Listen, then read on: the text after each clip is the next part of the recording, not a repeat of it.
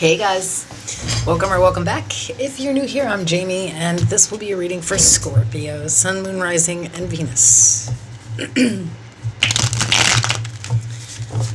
Obviously, this is for a really large collective, so it's possible the reading won't resonate. Just discard it if it doesn't. Remember that there is no gender. If I pull a king, queen, emperor, or empress, it really doesn't matter about the sex or the gender of the card. It's all about the personality I'm describing. You'll know who we're talking about. If you'd like to become a member, you can hit the join button below. That is where you'll find any extended readings that I do. Also, obviously, a bunch of members-only content. All those perks are listed. I also, right now, am only taking private readings for my existing clients and only new members, just based off of booking and scheduling during the holiday season, and then, of course, it will change. So we're going to take a little look at a situation, my goodness, that you're going to be dealing with over the next couple of days, and we will pull some advice to figure out how to get through it.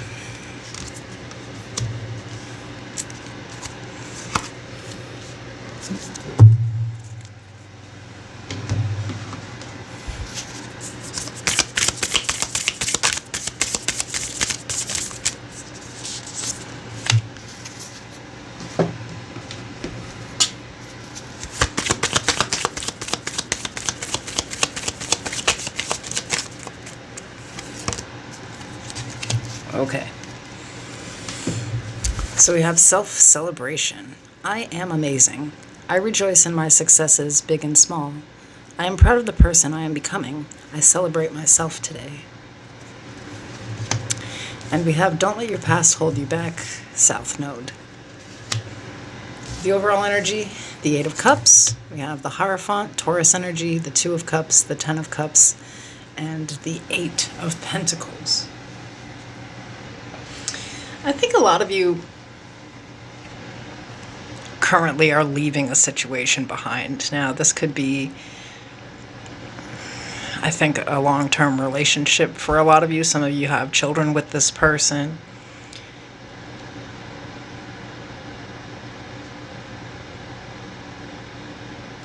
I feel like for a lot of you, you feel like this was your twin. Like they taught you everything about yourself. They're like an exact mirror of you.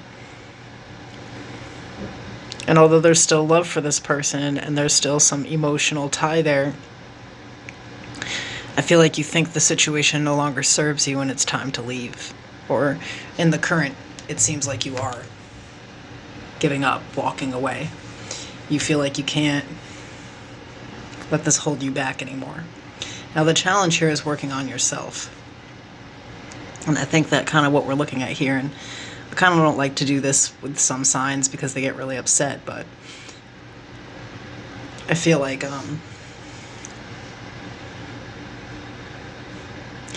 walking away was half the challenge. I think in this situation, you have to really look at that Two of Cups and someone mirroring your energy.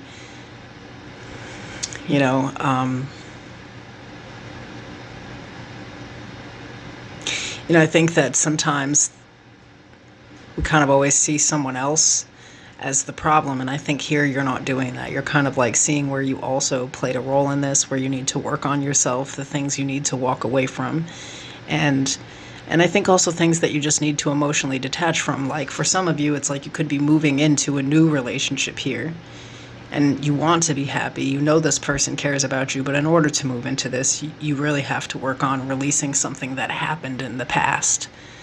And I feel like this is all saying to not live in the past and to remain in the present moment, and there's still some self-work that really needs to be done here. I feel like this Eight of Pentacles is really working out some things that you need to leave behind that are no longer serving you. Like, let's say that you're in another relationship. Let's say the old relationship, somebody abandoned you, right? Because we have the Eight of Cups here. And then you bring that shit into this next relationship, worried that somebody is going to leave you. You know what I mean? Instead of living in the present, you're constantly allowing that past situation to sort of drive where this current situation is going. Or you're just aware that it would. Like if you were to get into another relationship right now, it probably, you feel like it wouldn't work out because you still need to work on yourself some here. So I feel like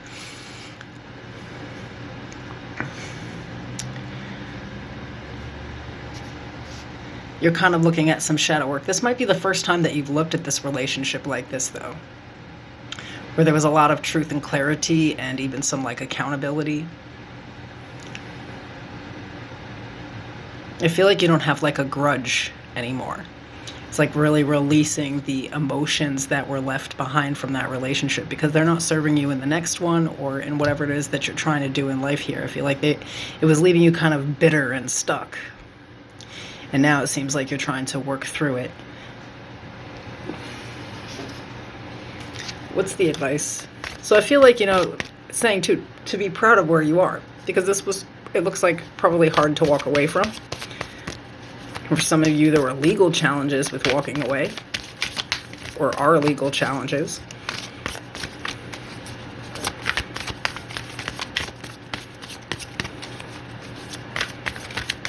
But I think you've decided that nothing and no one is going to hold you back from what it is that you really want here. So in the advice, we have the Seven of Swords and the Eight of Wands. Yeah, there's like some old thought patterns or like fears, like this almost like detachment to people where like, say like if you got into something, you would kind of protect yourself in a way, like mentally, say like, well, I'm not going to get attached, or, I got to be careful. I can't really just trust anybody. People have bad intentions. I feel like you need to make progress, I think, with the thoughts surrounding relationships and what's possible in the future. I'm kind of getting like somebody really was like stuck, almost like messed up over a relationship for a while because it worked off of their abandonment issue, but they figured out now that there's some type of like codependency there and that they need to work through that. And I feel like this is confirming that in order for you to proceed into a new relationship where it's healthy, or to, eventually end up married or with children, for some of you, it's like you haven't met that goal yet. There's some trust issues that you need to really work through and move on from. I feel like somebody way back when really messed up your ideas around relationships, what's acceptable, how long you're supposed to stay in something that isn't serving you, and so on and so forth. And I think that there also is this tendency to live in the past and even the future and not really, celebrate where you are right now and be in this present moment. But I feel like here it is actually the emotional release of a relationship and everything that it could have been or should have been, or even your ideas around relationships. Maybe you feel like you really idealize or have an unrealistic expectation of relationships in your life, and that this actually causes problems. But I like this. There's a lot of like self-awareness here, becoming aware of your own energy and your own maladaptive patterns. So I see a lot of progress. By the way, we have 3 8s here, and that says a lot too. So, I feel like it is time to walk away from everything that doesn't serve you and start moving into the future, and definitely putting in the work on self. This is about yourself. I think that you've been so tied into other relationships and living for other people and doing, I guess, what you feel like society wanted you to, that you haven't actually done some of the things necessary in order to get into that position, Like, I feel like your fear, like, to trust someone is leaving you to where you're not actually vulnerable with people, and that has to be worked on if you want the result to be the Hierophant, the 2 of Cups, the 10 of Cups. If you want someone to love you for who you are, Scorpio, then you have to be who you are. Not what you think society wants you to be, not what some ex told you were supposed to be that you could never amount up to, or whatever the situation is.